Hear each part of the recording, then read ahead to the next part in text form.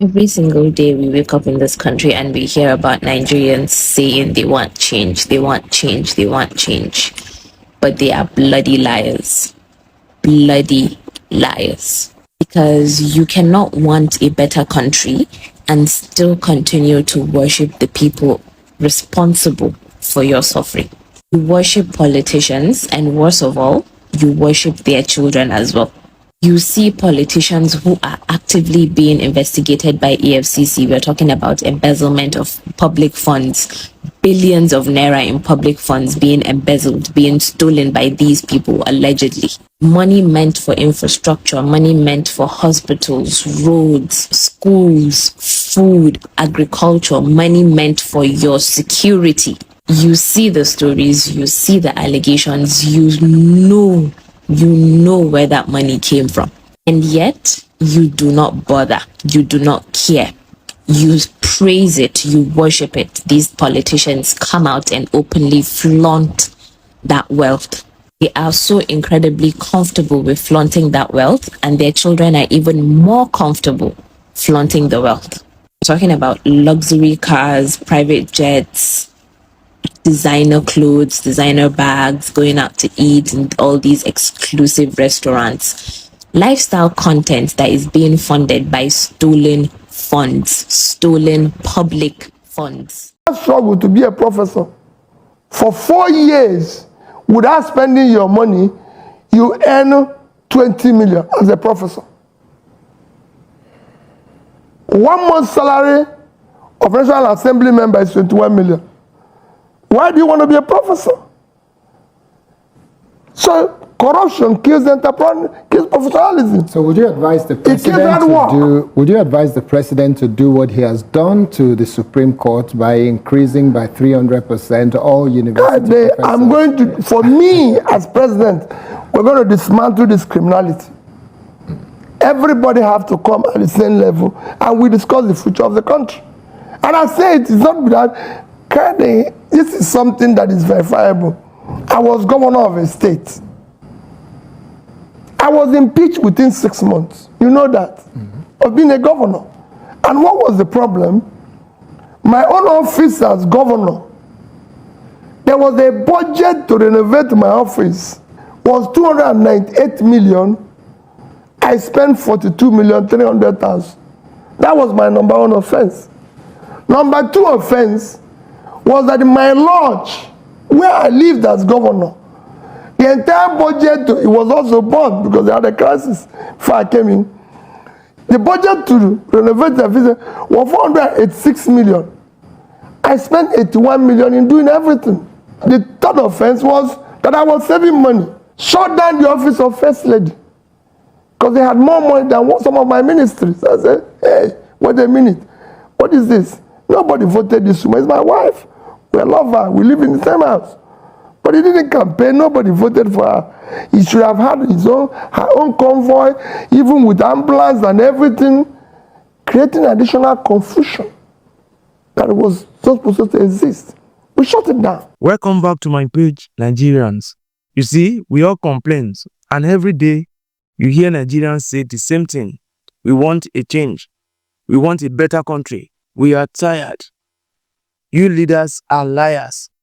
But the truth is this, many of us don't really want the change. We don't want change at all. Because you cannot say you want a better Nigeria and still continue to praise the same people who are responsible for your suffering. You cannot want progress and still worship corrupt politicians and even their children. Let's be honest with ourselves. We see politicians who are being investigated by EFCC, so are being carried up and down to court from one court to the other. We hear about allegations of billions of naira being stolen, money meant for our roads, money meant for our hospitals, money meant for our schools, security, food and jobs. We know all these things, the same stories everywhere. One government after another, the same story everywhere. One minister after another. Yet, many Nigerians don't care.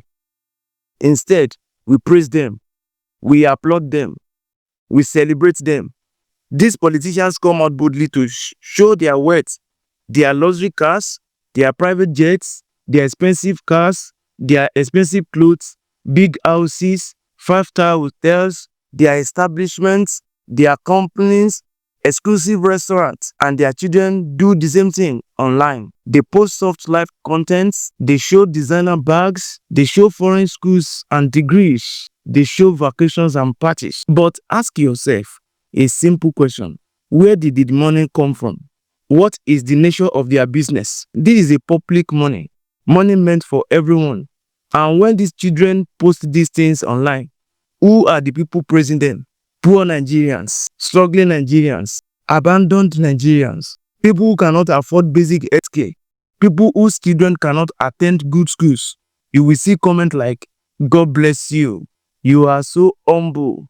Enjoy your life. We are praising stolen words. That is the painful truth I'm talking about here.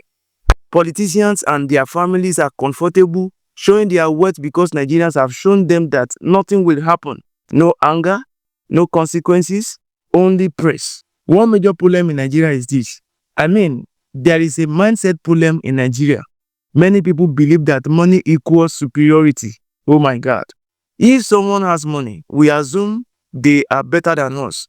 We don't ask questions. We don't ask how the money was made. Money has replaced values. Money has replaced integrity. Money has replaced justice. In fact, many Nigerians respect money more than character. Let me say this clearly. Any country where politics is seen as a fast way to get rich is a failed country. Any country where politicians are treated like celebrity is a lost country. And when the children of politicians are being admired by poor children, that country has a serious moral problem. Look at what happened in some other countries where young people saw corruption and nepotism. They got angry. They protested. They resisted. They demanded accountability from their leaders or their politicians. They understood that corruption is violence, that stealing public money destroys lives. But in our country here in Nigeria, the same behavior attracts applause. Here, corruption leads to popularity. Stealing leads to respect. Power leads to worship. Then people will say, we are angry. How? Explain to me how you are hungry. Explain to me the reason why you are hungry. No.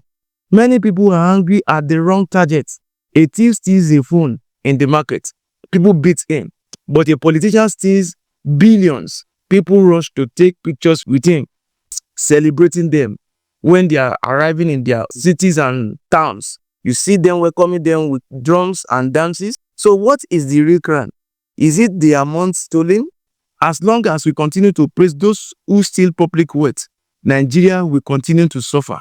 You cannot demand accountability from people you idolize. It is very, very impossible. You cannot fight oppression while secretly wishing to become the oppressor one day. Yes, Nigeria has a leadership problem, but that is not all.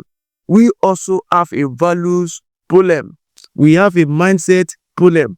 We have a collective responsibility problem. Until Nigerians start holding politicians accountable, nothing will change. Until we stop celebrating stolen words, nothing will change. Until we value integrity over money, nothing will change. Change does not start from government alone. It starts from what we praise, what we excuse, and what we reject. If we truly want a better Nigeria, our actions must match our words. Let's check our behaviors towards these politicians. Let's check our behaviors towards these leaders. Are we not celebrating them when they come to us? Are we not welcoming them warmly? So, don't forget to click on that subscription button, like this video, comment on it, and equally share it with others. Thank you for watching.